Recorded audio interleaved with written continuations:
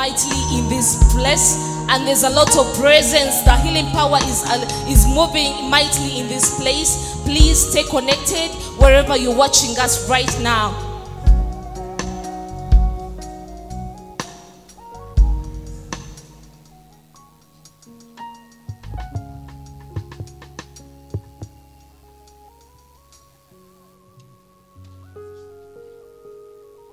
Una shida gani ndugu? Una shida gani? Naumwa mguu. Kwa muda gani? Nina miaka 3.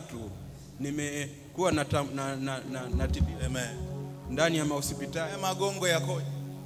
Magongo. Natembelea. Magongo natembelea, lakini nimefanywa matibabu hapa Bugando. Hali ya matatizo yangu bado hainipi nafuu sana. Naamini nini? Naamini kuponywaji.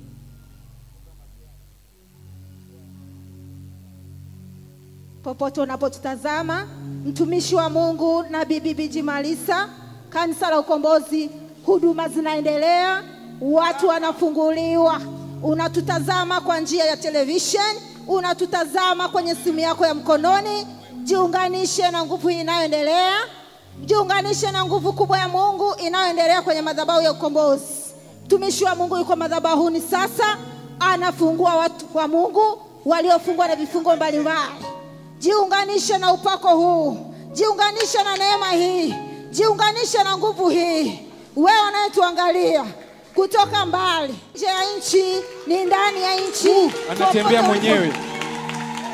Anatembea mwenyewe.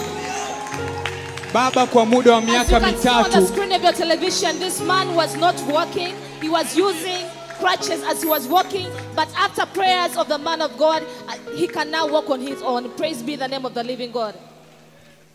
Huyu baba kwa muda wa miaka 3 alikuwa hawezi kutembea bila magongo. For 3 years he was walking alone. He couldn't walk alone without the help of crutches. But immediately as the man of God prayed for him, he's able to walk, as you can see on the screen of your television.